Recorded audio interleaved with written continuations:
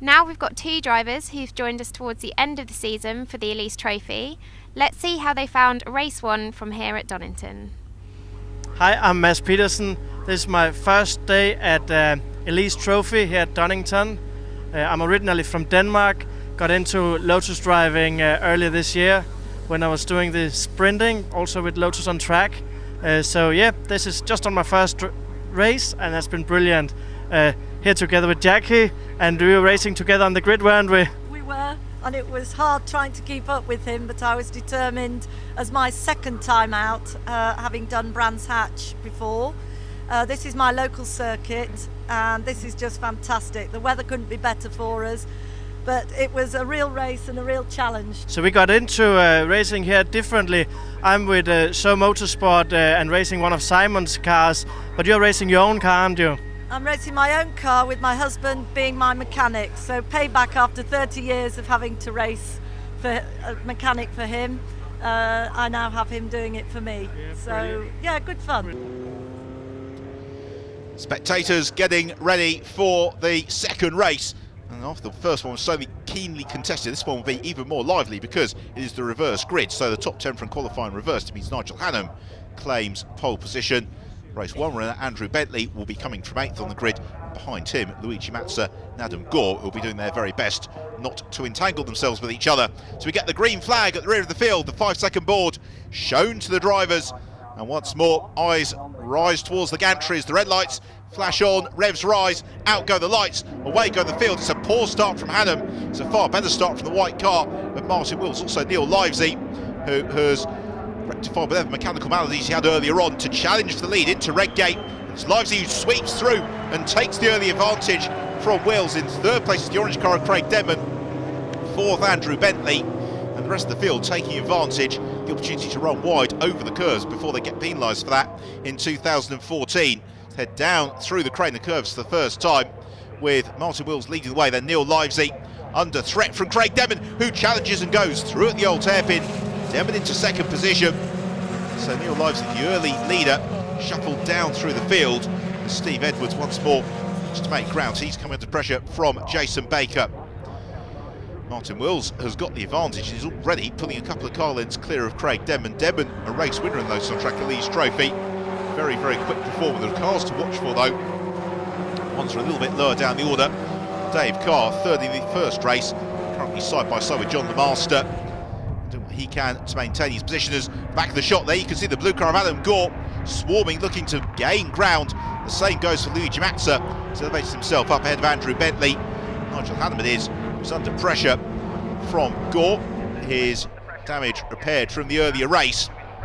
It's into the Melbourne hairpin, and the challenge from Luigi Mazza. The inside Neil Livesey gains the position, and Andrew Bentley looking to try and follow through if he possibly can. Indeed, he does just that, and he actually draws alongside Luigi Mazza as they come over the crest of the hill on towards Goddard's. Bentley, though, he's going to have to break a little bit deeper than Neil Livesey. He does just that. Challenges Luigi Mazza. They're all queuing up behind Martin Wills for the lead of the race. So Wills, who had that advantage, has seen it whittled away to absolutely nothing. He's really got the pack in behind him. It's Denman in second, third place Luigi Mazza, fourth place Andrew Bentley, fifth Neil Livesey, and up into sixth position. Oh, challenging to do just that, Adam Gore, who squeezes around the outside of Ken Savage through Redgate, but he's going to carry the momentum down through Hollywood. Luigi Mazza trying to pick his way past Craig Denman, and certainly no quarter being given here amongst the drivers in the Lotus on Track Elise Trophy. The Donington Park circuit really does lend itself to close and competitive racing when you've got evenly matched cars like this. You're being treated to a brace of thrilling encounters. Andrew Bentley now taking his turn to try and challenge Luigi Mazza. They're all trying to find their way past Martin Wills, who somewhat predictably goes straight to the inside of the road, making it as difficult as possible for those behind to try and pick their way through. As they head out of Coffers and McLean's, down the back straight, Luigi Mazza would appear of the three, fighting for the lead to be the quickest. The bright yellow car of Luigi Mazza, drawing alongside the orange car of Craig Denman. Denman, though, holding his line to the inside, rides across the curbs.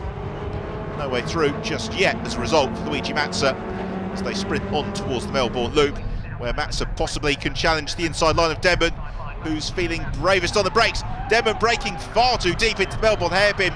He allows Mazza through. He almost gives Andrew Bentley the opportunity to squeeze through as well. And it's enabled Adam Gore in the blue car to catch up to what is now a leading quintet.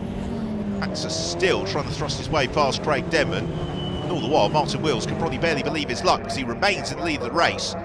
Really has not been that challenge for it because they're all so busy squabbling behind. As Andrew Bentley squeezes Adam Gore. Gore 2 wheels on the grass en route to Redgate. He's going to find a way through. Robust defence from Andrew Bentley. Adam Gore absolutely determined to find a way through. So it's now Gore into 4th. And the route to 1st is fairly clear as Martin Wills heads the train down through the Craner curves. Generally, you can't really overtake at the Craner curves. Instead, you think about maybe lining up a move into the old hairpin. It's a quicker corner than maybe you'd anticipate the old hairpin. The drivers propelled themselves out at quite some velocity through Schwant's curve and then into St McLean's as Wills runs wide. Now that could be Matzer's opportunity to pounce. He dives to the inside, Luigi Matzer, as they come up the hill. Has he drawn alongside Martin Wills? Yes, he has. And Matzer takes the lead of the race away from Martin Wills. It was a small error from Wills. He slips to 2nd. He's actually immediately able to try and challenge Luigi Matzer. He's certainly using the slipstream as they head into the Fogarty S's. Almost contact there between Matzer and Wills. And again, Luigi Matzer late and robust in defence.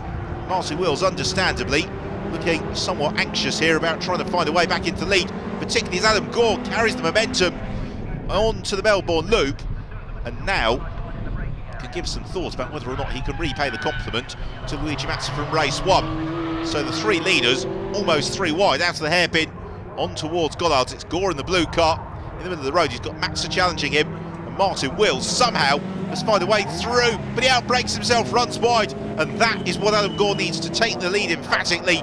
Andrew Bentley somehow has stuck up into 2nd position.